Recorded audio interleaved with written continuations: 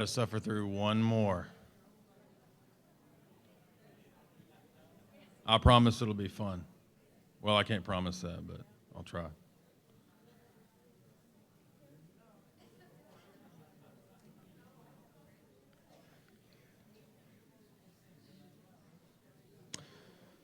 All right, so remember that tomorrow, well, actually tonight, you'll need to set clocks back, daylight savings, right? Yeah. So fall back tonight so that we don't miss things tomorrow, get them off. Yeah. So I got this laser pointer thing. I feel like I'm in high school again. I'm going to start sticking it in girls' eyes or something, get in trouble.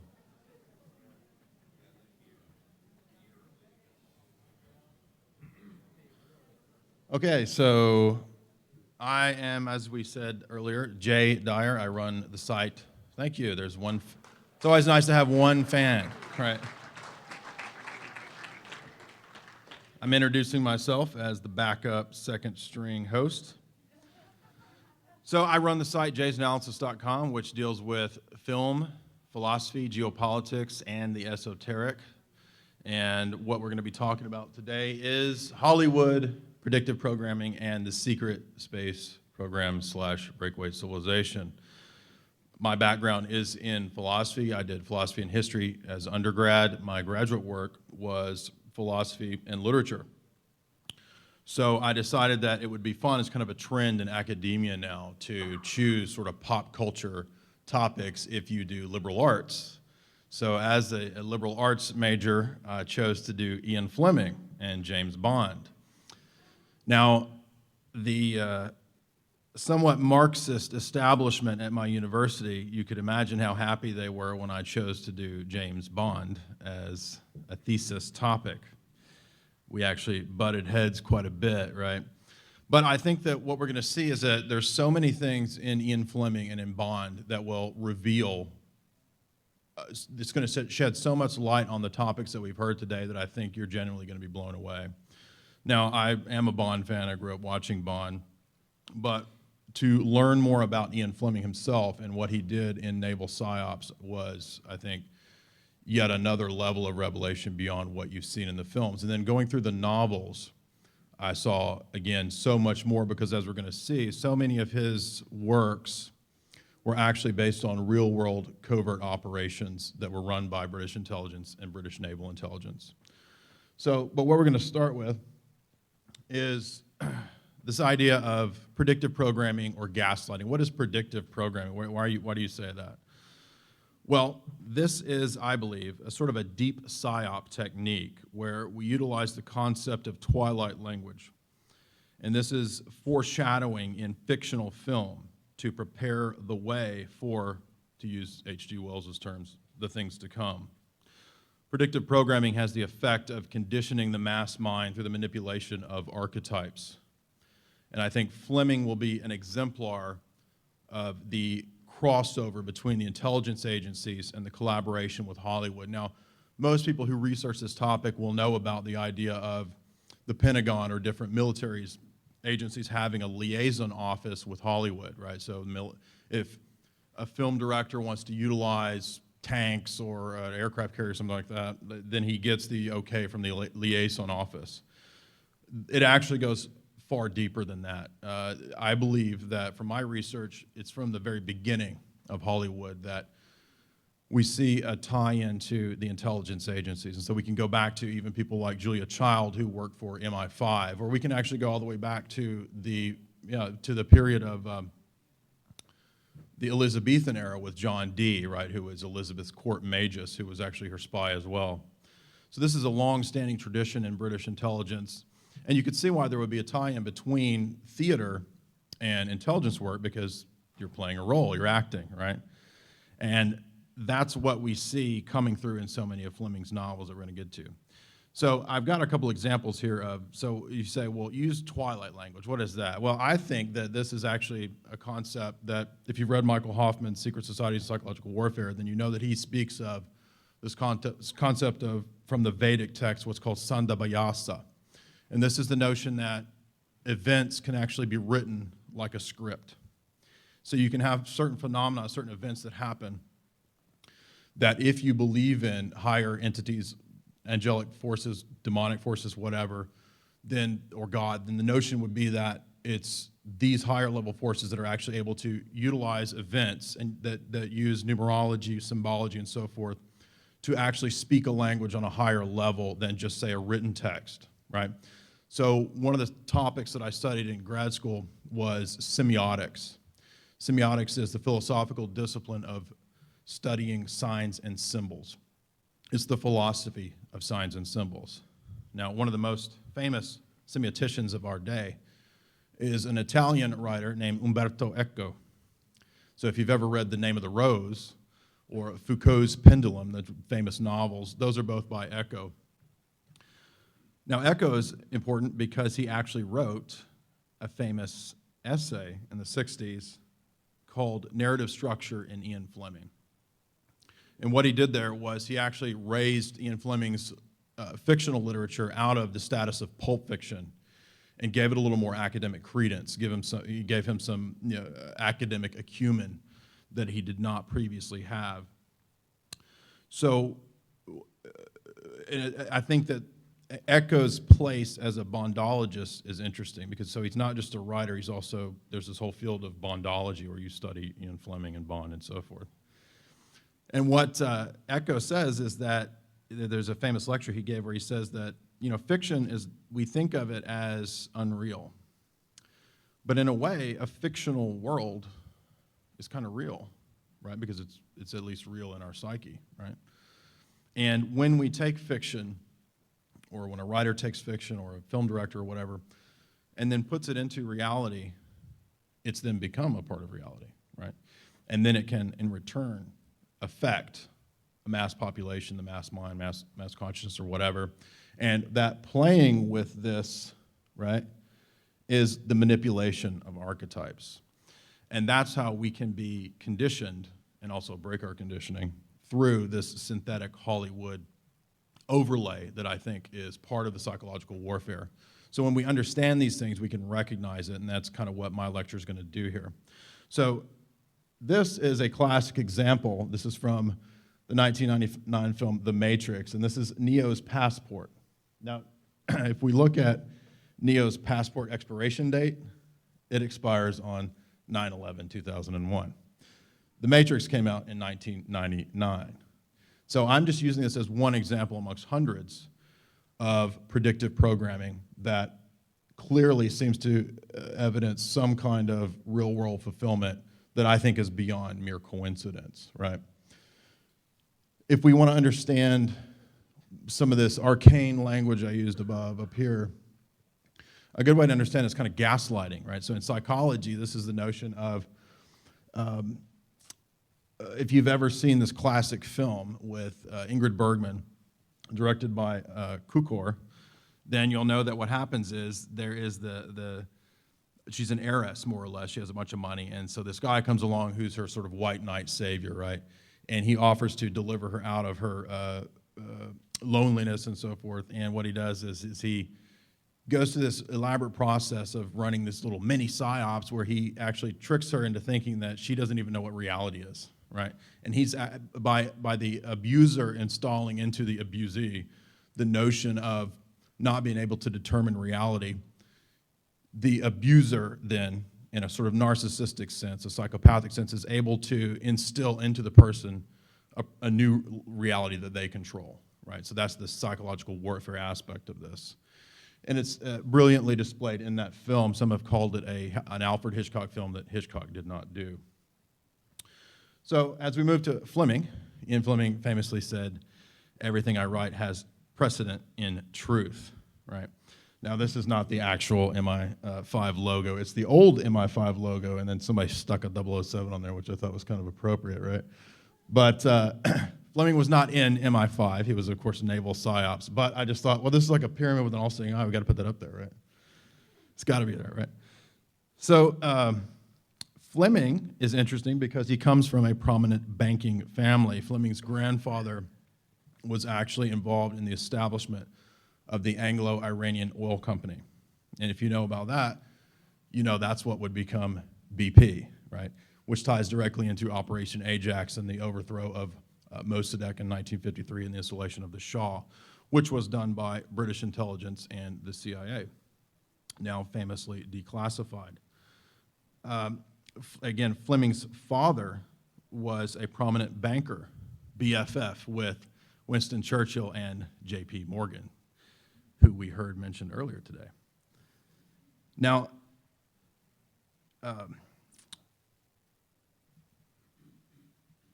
what most people don't know about Ian Fleming is that he was not just a typical naval officer.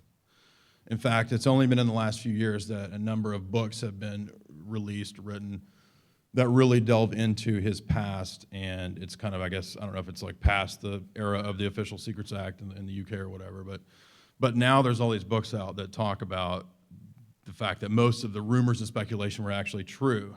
One of these is Ian Fleming's Secret War by Craig Cobble. Fleming was no low-level officer, but was in fact a highly placed naval psyops operative who led covert missions and devised numerous wartime deception, such as participation in Operation Mincemeat. And this is a funny one because this is an elaborate disinformation operation where Allied powers used a dead German soldier to lead German high command down a false lead. And so what they did was they took this dead body and stuck it out there, and they stuck fake papers in his breast. So when the Germans came and found him, they were completely wrong about, I believe it was an invasion. They were off on where a certain invasion would happen. So what you can start to see is that these kind of operations that Fleming's involved in, you start thinking, if you've watched any 007 movies, or if you've seen any, read in the novels, then you'll know that these kind of things start popping up in the fiction, right? So this is going to get to Secret Space Program, I promise. I'm going somewhere. We got to jump around, so we're going through loops and tunnels here. So where might some of these characters come from? Well, there is an interesting book written by Anthony Masters, The Man Who Was M, The Life of Maxwell Knight. Now, Maxwell Knight is in the novels and stories, of course, Bond's handler. It's not Judi Dench, ultimately, in the books. Knight was an MI6 spy master and a ritual magician who ran covert operations against Marxist groups by playing the role of a radical leftist, and they would infiltrate the Marxists. Anthony Masters' biography discusses Knight's interest in Crowley and magic. Most are aware of the connection, of course, as we said, of 007 from John Dee, but of course Bond is also an amalgamation, not just of John Dee, but also from Fleming's life himself. Another interesting character, Knight, right, approves of the plan to use Crowley via Wheatley. Who's Dennis Wheatley? Dennis Wheatley was a fellow British spy and esoteric fiction writer who introduces Knight to the plan to use Crowley, which Fleming was in part involved in hatching, right, to ultimately lure Rudolf Hess to parachute into Scotland. Now, this is somewhat debated, I realize that, right? So whether or not this was really how it went down, I don't know, but I think it's very interesting. And you're right, there's actually a story on Her Majesty's Secret Service where Bond hatches the plan to lure Blofeld into an MI6 trap through false information, right? So a lot of people believe that Blofeld was in part based on Crowley. Now, the true nature, as I said, of that tale is uncertain, but Wheatley actually wrote quite a few novels on the occult and was interested in everything esoteric, basically. Anything you could think of, he was into it. And it's actually Wheatley's character series, the Gregory Salas novels, that are also an inspiration for 007. I know this is old hat, probably all know this, but it's worth mentioning here, right? So when we think about the fact that it's very, very likely, according to Ben McIntyre in his book on Fleming, I think it's on Her Majesty's Secret Service. No, it's the name escapes me at the moment, but McIntyre's book on Fleming discusses the connection between MI5 as using Crowley as an asset for a period of time at least. Right? So we know that much is true. Whether or not the Hess aspect is true, we don't know. Now, as many are aware, Hubbard was an intimate of Crowley for a period which led to a love tryst between Jack Parsons' wife. Jack Parsons would, of course, be the Crowleyan who would go on to found the Jet Propulsion Laboratory. This is sort of the nascent beginning era of NASA and the rocket program. So spies and rockets collide, as we see Crowley was for a time an asset of British intelligence. As I mentioned, Crowley is believed to be an inspiration for not just Blofeld, but also Le Chiffre, who is the first villain in Casino Royale, beginning with Smersh, who will later become Spectre. 007 and Operation Paperclip. We've heard of Operation Paperclip today, so I won't rehearse a lot of that. I know everyone here is familiar with it. The 1955 Fleming novel, Moonraker, centers on a German V-2 rocket program and a nascent secret space program through paperclip. Graf Hugo von der Drache, Sir Hugo Drax, operates a private space program under shells and front corporations by which he obtains atomic secrets from the Soviet Smersh to ICBM blast London with his Moonraker, from which he will actually game the system and reap tremendous profits due to false flag terror. So fear of the bomb almighty. Does this sound familiar? Like false flag terror, put options, 9/11 maybe? A little bit more on Fleming to give us an idea of where some of these stories come from. During World War II, Fleming's naval psyops machinations conceived of a special ops team that would conduct black ops against the Germans, including the eventual capture of an Enigma machine. If you saw the recent film with Benedict Cumberbatch about Alan Turing, that's the Enigma machine. And Nazi secrets. Operation GoldenEye would monitor Spain for a possible Franco alliance with Axis powers. Now here's a juicy one that I bet a lot of people don't know. If you read Andrew Lycett's classic mainstream text on the life of Ian Fleming, you'll learn that Fleming and other members of the Secret Intelligence Service of the UK would actually help Bill Donovan set up the first fledgling American Secret Service known as the OSS. This is 1947, right? The shadow government is looking more and more like Spectre on Her Majesty's Spectral Service. Now, why would I title it that?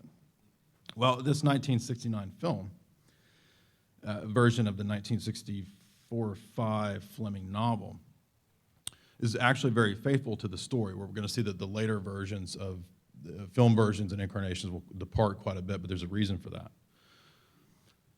This film adds a curious line where Telly Savalas is playing Blofeld, and he says, "I will, Mr. Bond, attack London through vaccines."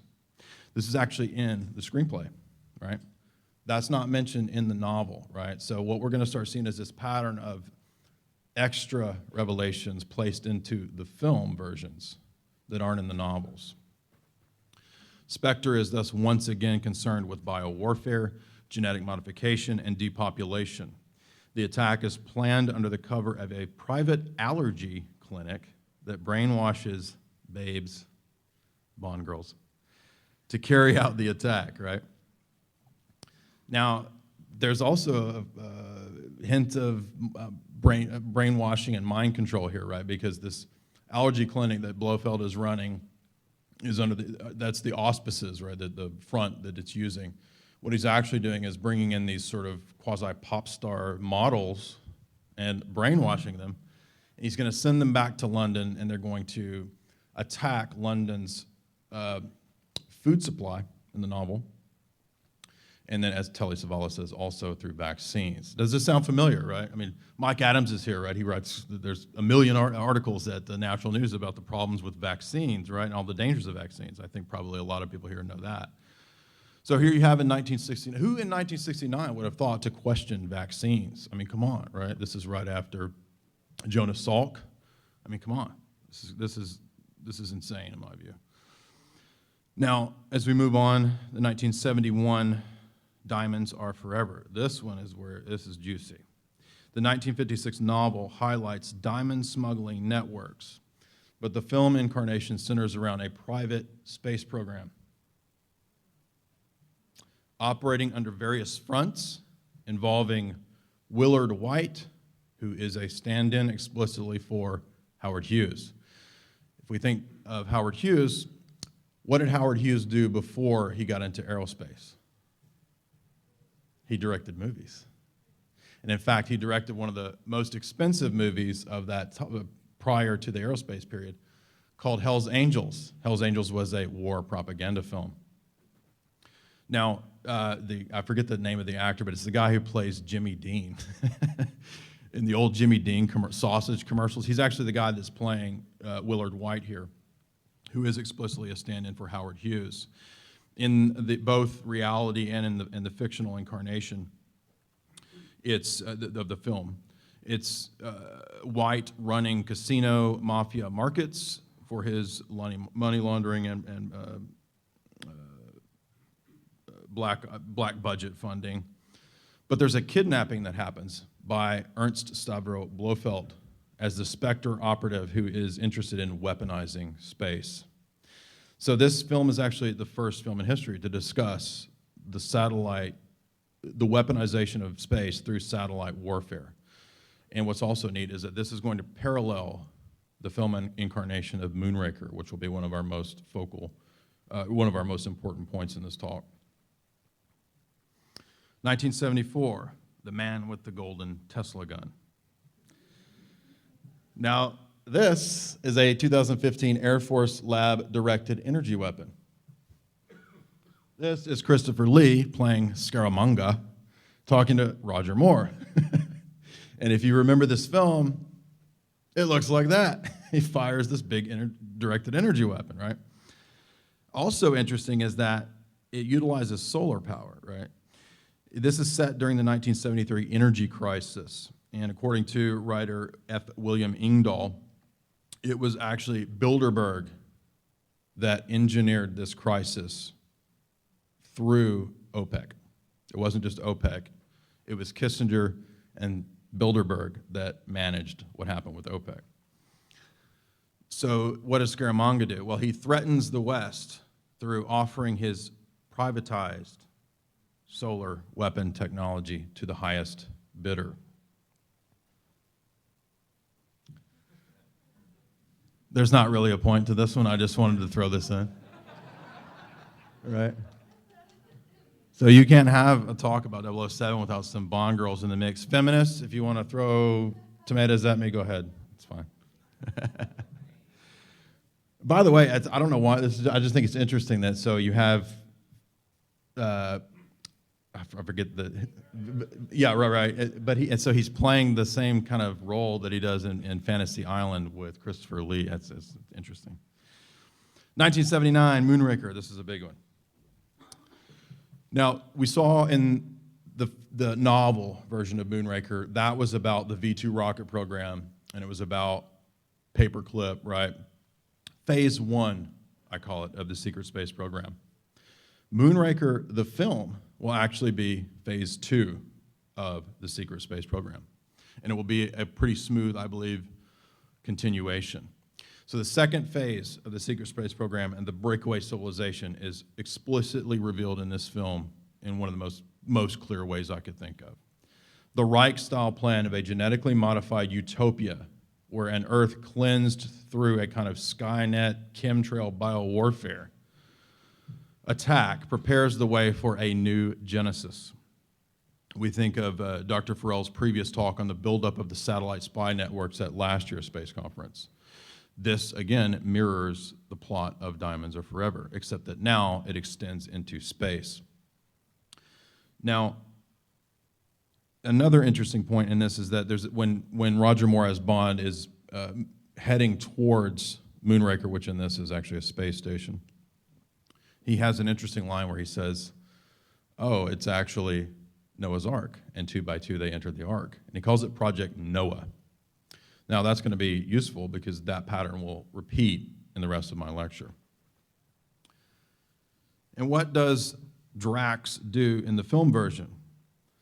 Drax is a fascist, and he builds an underground base in Argentina. And we heard Argentina mentioned earlier today, didn't we? Yes, we did. And he builds it on top of an old temple. Now, what happened at this site? Drax explains that there was a certain orchid that grew locally, and this orchid gave off some sort of off gas or something that ultimately resulted in the sterilization of the entire population of that civilization. Drax says, Mr. Bond, I will go one further. He says, I'm not just going to sterilize the population. No. I'm actually going to depopulate the earth. How is he going to do it? He's going to do it through aerial spraying. This is what Drax says in the film. So he extracts from the orchid, black orchid, this bioweapon that he's going to shoot from Moonraker space station into Earth's atmosphere, which is ultimately kind of nerd gas, ultimately. And what's he going to do? He's going to repopulate the Earth, reseed the Earth with his progeny. And so it's kind of like Drax and 50 good-looking women. Not a bad plan, actually. I'm kidding. I'm joking. Drax intends to nerve gas the globe through chemtrails. And again, keep in mind that it's Project Noah that's mentioned explicitly. Now, I apologize, we are going to have to hop around a little bit. So if we think back to Diamonds Are Forever, there was another point that I did want to highlight that was mentioned there, and that was that there's this curious scene where Sean Connery, as Bond, is running through Willard White's private facility, right? So there's NASA, but then there's Willard White's private space program facility that has a set where they're filming a moon landing, and Bond runs in there, right, and then he hops into the moon buggy thing and he crashes through the wall. So what I get from this, my thesis, is that Fleming knew all about this, and he's constantly and consistently telling us what's going on with the very topic that we're all here to learn about. And he's telling us, perhaps in Weidner-style fashion, if you've seen Weidner on 2001: A Space Odyssey, that what you think is going on, that's a frontispiece. And the real thing is the shadow government, the military-industrial complex, the real space program that is all this hidden tech, right? And they do have a breakaway civilization planned. Another interesting point on it, Diamonds Are Forever, and this needs to be mentioned because it's going to tie in with Fleming. Diamonds features the kidnapping of Willard White, Howard Hughes, by Ernst Stavro Blofeld, echoing the gemstone file claim that Onassis had Hughes perhaps kidnapped and brought to his private Greek island of Skorpios. Hughes, the aerospace magnate, worked with the CIA in Project Azorian, which was to build this massive submarine that could basically swallow other underwater crafts, right? So this is completely, like, directly out of Spectre. It was directly out of a Bond novel, right? And this is what Howard Hughes is actually up to. Fleming was a close friend of Aristotle Onassis. Aristotle Onassis offered to put up the money for the first Bond film. Now, this didn't actually happen. It was later on. Other people put the money up for it.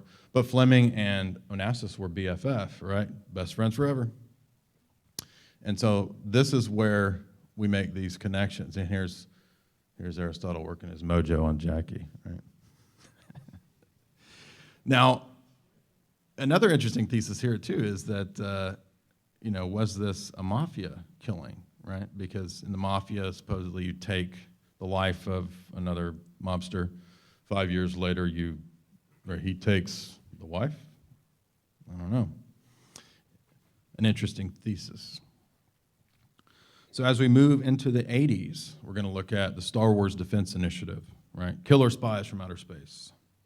Revealed publicly in 1983 by Reagan and reportedly conceived at Bohemian Grove, the answer to the Cold War and mutually assured destruction would be the weaponization of space through the Star Wars Strategic Defense Initiative.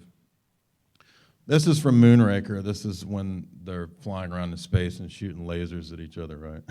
It's a really ridiculous scene, but this is the actual, if you research the Star Wars program, These are the actual 1983 plans that were released to the public for how SDI would be conducted. Right now, this is a major move by Reagan. I think it was going on prior to Reagan, but again, we always get stuff revealed publicly that's been going on for a long time. And you're going to start seeing that this is actually very similar to what we're going to see as Skynet. And I think it is Skynet, right? Another weird 1983 film, same year as the release of SDI, at least publicly. War Games, starring Matthew Broderick. ARPANET, DARPANET, Internet. The, quote, intergalactic computer network, as it was first conceived of by its founders, emerges from the same bowels of the SDI and the shadow government.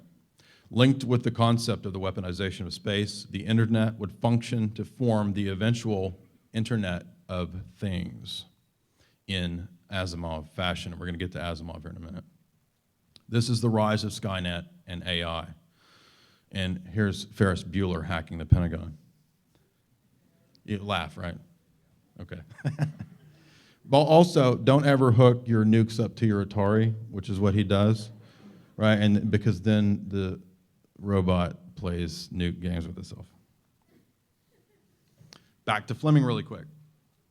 Now you might say, Jay, Fleming died in 1964. Why are you claiming these later movies have anything to do with Fleming? Good question. Fleming stayed in contact up to his death with Cubby Broccoli and Saltzman, and those are the longtime producers of all the Bond novels. So while Fleming did not write the Moonraker, Diamonds, and Golden Gun screenplays, Broccoli and Saltzman were intimates of Fleming and produced, as I said, most of the films. Did Ian continue, or did he unload to them secret information that they would later? I think so, right? And this is what we're endeavoring to show. And I think it's a reasonable conjecture given the intense predictive programming that we've seen in the Bond stories so far. This, again, exemplifies my claim that Hollywood is BFF with the intelligence agencies and has been for a long time. So we're going to look at another 80s incarnation of this. A View to an EMP Earthquake Attack, or A View to a Kill. This is the 1985 Bond story that's actually based on a short story Fleming wrote. In this, Max Zorin, another genetically obsessed, genetically enhanced, privatized eugenicist through paperclip, plans to use an earthquake EMP weapon to attack the West Coast and wipe out Silicon Valley, obtaining a monopoly on the latest computer chips. The film even appears to show the internet as Max Zorin scans 007 to look up his online identity, right? So he's looking up his 1985 Facebook, right? The villain is, of course, Christopher Walken, right, as Max Zorin.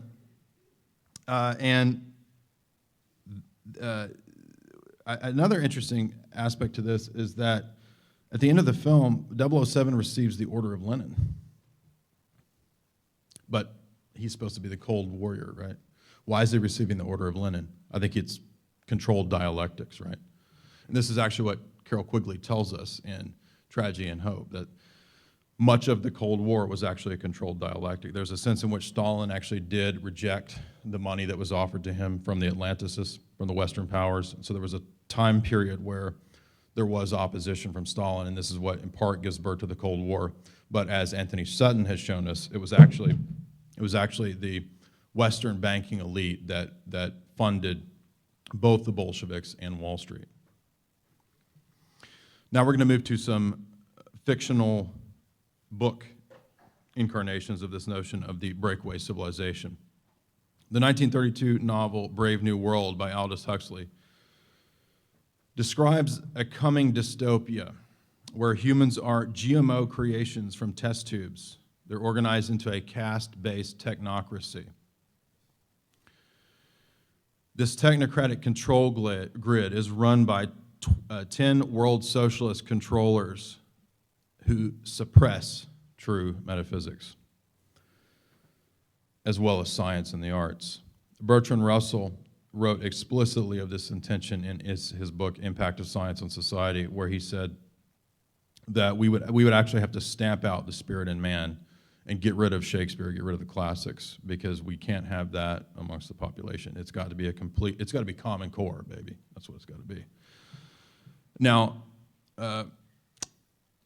another interesting feature of this novel that I don't think most people pick up on is that Huxley intentionally included his characters to have the names of both capitalists, monopolists, and communists. So you'll have characters like Bernard Marx. We have our Ford's Day instead of our Lord's Day, right? Why is this? Well, that's because monopolistic capitalism and communism are two roads that lead to the same final world socialist fascist state. They're just ideologies that are trafficked by the oligarchs. They don't really care about socialism, fascism, communism. They want control, but it doesn't matter it's a means to an end, doesn't matter. This novel also contains an explicit breakaway civilization for the elite.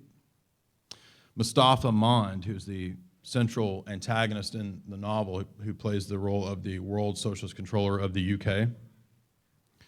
There's a curious scene where he's confronted by John the Savage, who's a guy who grew up.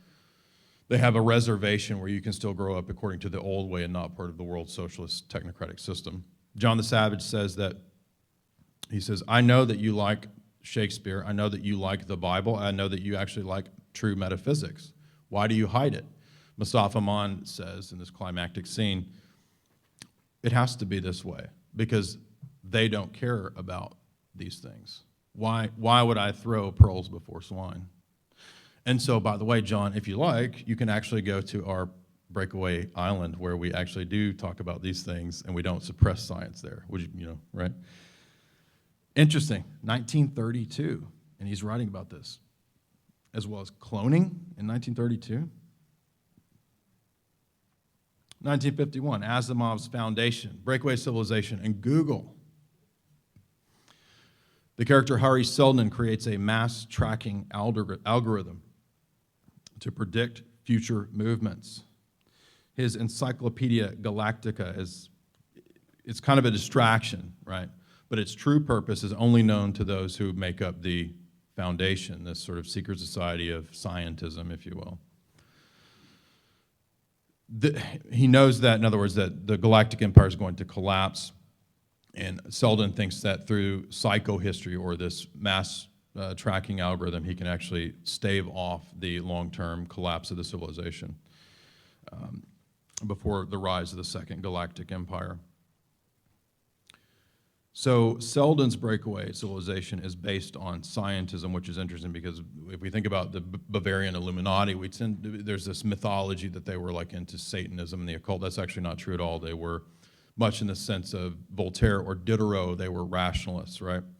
And that's sort of what's going on here with Hari Seldon, where if we were to bring it into modern parlance, where I see this being predictive programming, is that this mass tracking algorithm is actually Google. I mean, that's pretty much what Google or Palantir, right, which are actually openly CIA-funded companies. It's involved with mass data collection, right? That's what the NSA is for, right? All these things are just arms of the NSA. Atlas Shrugged.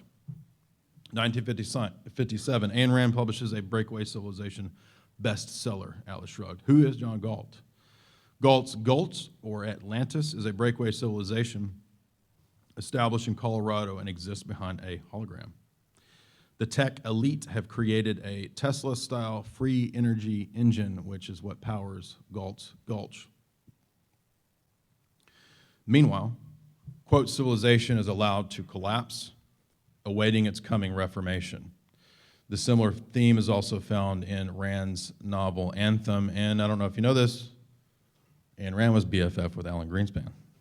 Interesting side note. 2010 bestseller, and again, I had to kind of pick and choose, right? So, I mean, there's so many examples, I had to pick and choose certain things. I thought this was an interesting sci-fi novel, thriller by Justin Cronin. Features a bio-outbreak that leads to a shadow government establishing a breakaway civilization where genetically superior children are immune to the bio-outbreak, zombie stuff, blah, blah, blah. After a millennia passes, a new civilization continues on with a Novus Ordo Seclorum. Back to 1983. DARPA's Strategic Computing AI Skynet. 1983 was when I was war games, right? Well, it's not just Strategic Defense Initiative. There's also the Strategic Computing Initiative. This is the same year as SDI, begins the work of erecting a fully functional AI system with autonomous land, sea, air vehicles capable of complex reconnaissance and attack missions, Dr. Robert Kahn. This is the actual document, declassified, it's open source. SDI is thus intimately interested in AI as occupying a central role in its execution of aerial and stellar programs in the weaponization of space. Skynet goes online. August 1996, the Air Force puts out a document, Information Operations, a New War Fighting Capability White Paper. This also deals with Skynet, right? The document includes the implementation of microchip soldiers that will actually link to Skynet. Here is a graphic from that document, and you'll see that you have the satellite network, the ground-based communication systems linked to directed energy weapons, right? So we're right back at man with the golden gun. Yeah? Now, granted, yes, I understand this is a warfare application, right? But like so many things, like iPhones or the internet, what begins in military warfare and cryptography later, 10, 20, 30 years, is what's given to the public, right? So this is not just a military application of Skynet. This is what's coming for the public. We move to the modern film revelations. 2001: A Space Odyssey. Kubrick's 1968 masterpiece details mankind's journey of evolutionary ascent to apotheosis through technology. The key to this journey is HAL 9000, generally seen as the final enemy of man. However, it's actually HAL's deactivation by Bowman that leads to Bowman's discovery of the secret space program, which tells him to follow the monolith, right? And I didn't realize this until I went back and watched it pretty recently. I thought, man, you know, I always thought of it as Bowman pulling the floppy disks out of HAL, right? And then that's like the final confrontation of man versus AI. And then I thought, well, actually, I realized that's what triggers the mission, right? That's what triggers that screen to come on that tells Bowman, follow the monolith. That's what you're supposed to do. Clarke's novel version reveals a breakaway star child civilization. In Arthur C. Clarke's novel version and its sequel, 2010, Starchild sets off a nuke in the atmosphere, leading to a new world. It's a pattern we've seen. By his 3001 novel, man has become a god able to traverse the galaxy through the rapid advance of transhumanism. Hal is shown to be the good guy, so it confirms that my reading, I think, of 2001, by the fact that in Clarke's 3001, Hal and Bowman have become a single entity, Halman. Pictured, Clarke, Kubrick, and NASA's Dr. George Mueller, right?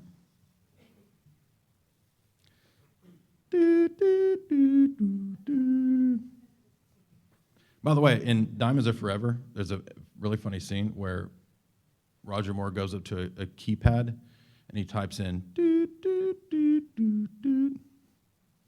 That's very weird. This is Spielberg's first alien venture in 1977. It features a secret space program of scientific elite, Lacombe, who's actually a stand-in for Jacques Vallée, right? The character played by the French actor whose name escapes me at the moment, but there you go.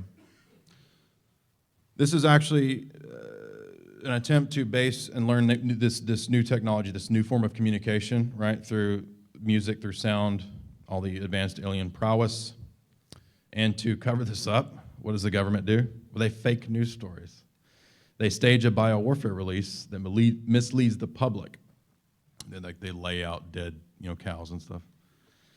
The aliens appear to be able to organize synchronicitous events that lead Roy to Devil's Tower. Right? If you remember Dreyfuss going crazy, and his wife thinks he's playing with his mashed potatoes and filming that, right? Or he's forming a Devil's Mountain. So if you recall, I began the lecture talking about twilight language or these synchronicities, right? It's roughly the same idea here. And that's who's organizing this, right? Terminator, James Cameron. Skynet is revealed openly. Cameron has worked extensively with NASA, with the US government, on the BP oil spill, while he was also slated to film the Mars mission of late, although he supposedly backed out of that. Cameron's films are some of the highest grossing of all time: Avatar, right? Titanic. In Terminator 1, 2, 3, and 4, 5, 6, 7, 8, 10, 20. Skynet and the AI control grid are being installed presently as coming smart cities. That's what we saw in the last two installations of this series. There is a fascinating lecture that I think you should all look up if you think I'm stretching it here, and it's the CEO of IBM. She's given this lecture many times. Her name's Jenny Romedy. She's in Singapore, or she goes to Singapore, Rio, different places like that, and she talks about what's going to happen in the smart city. And she says, you are going to have Minority Report style pre-crime. And you're going to feel so safe, right? Because we're going to know everything about you. We're going to know all your medical records and all your history. And we're going to know the crimes that you commit before you commit them. It's going to be great. Yeah. Skynet, of course, seeks to wipe out the human population, as only transhuman super soldiers survive later in the series, right? I think this is a dumb movie, but I had to throw it in here because it's related to this. Contact, 1997, right? What's up with Matthew McConaughey, right, in these space movies? I don't know. Based on Carl Sagan's 1985 book of the same name, the search for intelligent life in the universe through SETI leads Jodie Foster's character Ellie down a rabbit hole of privately funded space program that utilizes exotic technology and suppressed metaphysics to tap into other dimensions. Sagan gave famous talks illustrating the geometry of higher dimensions, or the tesseract, or the hypercube. This is going to come into Interstellar. The film bears a striking resemblance to Interstellar. We must also, however, mention Gattaca, a GMO eugenics-based breakaway civilization. Ethan Hawke's character Vincent longs to leave the Earth through Gattaca Aerospace, a private aerospace space program. Yet his flawed genetics do not allow him to qualify, eugenics. In this dystopia, humans are tracked and traced by their DNA at all times, smart cities. Vincent and Jerome hatch a scheme to utilize Jerome's DNA to give Vincent cover. Once again, a private aerospace company run by a genetic so-called elite determines who will go into the future and into space, I guess. Forgotten film, a film that most people don't really like. I liked it, I think it's good. Sky Captain in the World of Tomorrow, Gwyneth Paltrow, Jude Law. It's a fantasy film that depicts a Totenkopf, a death's head order that seeks to utilize a massive war machine and artificial intelligence to depopulate the globe and reseed the planet with explicitly Noah's Ark. It's a shuttle that is the final goal of a privately run secret space program. Paperclip on acid. Another film people don't like, I think it's great, The Box, 2009 Richard Kelly film. Richard Kelly made Donnie Darko, if you remember that. Tagline to this film is, "You are the experiment." Kelly's The Box functions as a tribute to both 2001 and Kubrick, where a secret space program that uses NASA as a front is also planning on wiping out the globe through a mass occult brainwashing technique. There's even references to 9/11 in this film, which I think is interesting. Now, this is post 9/11, but it's referred to as a kind of ritual operation, which I find fascinating and very plausible. We eventually discover that Arlington Stewart, played by Frank Langella, is the head of the secret space program, and he's possessed by an interdimensional entity. Here's the craziest part of that movie. This is actually seen in the film. Kelly's film not only shows the manipulation of the masses through consumerism and greed, the entities achieve their ends by ritual magic involving quasi-Masonic ceremonies and ritual baptism. Strikingly, Stewart's SSP contains a map with magic squares that flip over to reveal the Pentagon's CENTCOM, NORTHCOM, USCOM.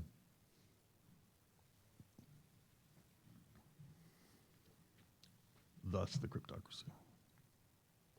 Also, in this film, any sufficiently advanced technology is indistinguishable from magic. Clarke's third law. You see the patterns here. 2013, Elysium. Breakaway elites versus Robo Matt Damon. Leaving the Earth to a collapse, future elites erect a breakaway civilization of advanced medical technology and utopian bliss on a circular space station. Meanwhile, the population of Earth wastes away with disease and overpopulation. Captain America 2, Winter Soldier. Hydra, a.k.a. Bilderberg, NATO, runs a covert plan to install a self-determining AI grid that will target future threats based on predictive algorithms and eliminate them for the New World Order. This is all explicitly mentioned in the film. By the way, Scarlett Johansson's character mentions paperclip in this scene.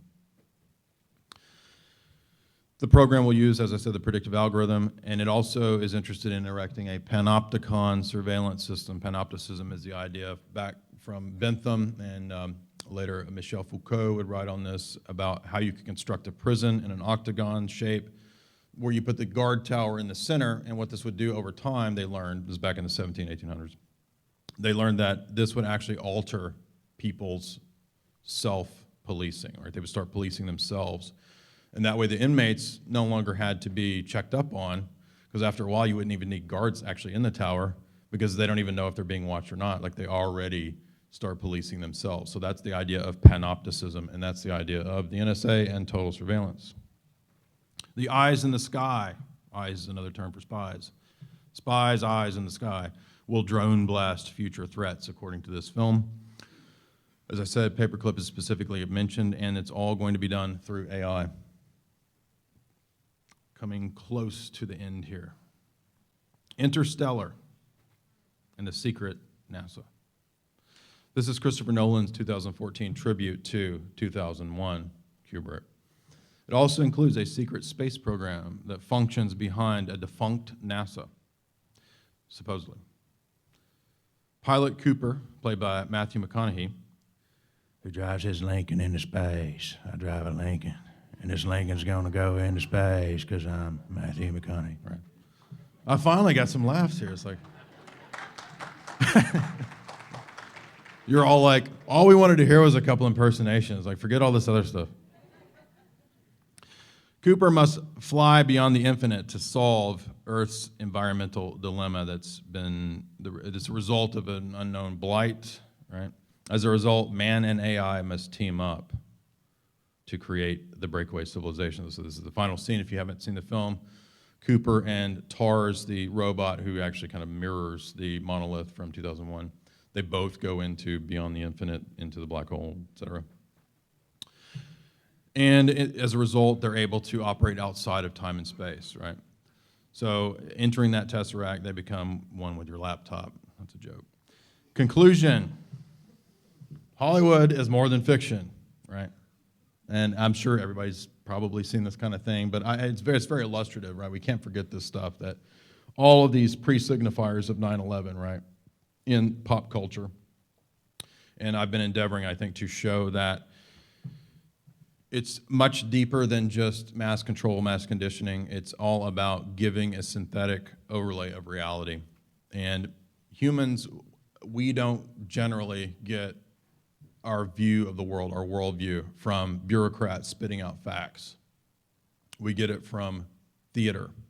We get it from movies and from music, from pop culture, from novels. That's where most people get their understanding of the world. Hollywood has become our new mythos, our new God, right? Our new Olympus. And when we allow that to program us and to give us our view of the world, we hand over our sovereignty. We allow oligarchs, corporatists to tell us truth and falsehood, to define the threshold between fiction and reality. And I would say, just simply stop doing that. And one way to do that would be listen to my lecture, which you've done. And now you have an insight into Fleming and how he actually crafted quite a few stories that reveal the truth, not just about the secret space program, the breakaway civilization, but about the dangers of Hollywood programming our minds. Thank you.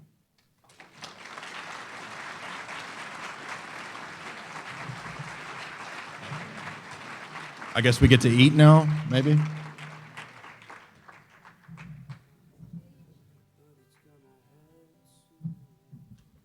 First of all, I want to thank Jay. We asked him at the last moment if he could do the hosting. And I think he did a pretty good job just improvising. So, Jay, thank you very much for that. The catering is going to be ready in 10 minutes because Jay went a little bit too fast. He still had time over.